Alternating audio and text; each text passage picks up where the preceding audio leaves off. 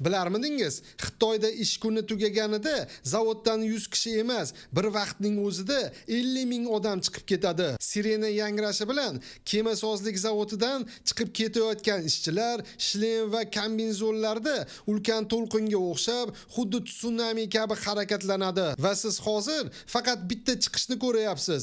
Aslida esa ular yana 5 ta. Bunday zavodlarda ulkan kemalar, okean laynerlari, konteyner tashuvchilar, tankerlar va harbiy kemalarni to'xtovsiz qurishadi. Har kuni suvga yangi kemalar tushiriladi.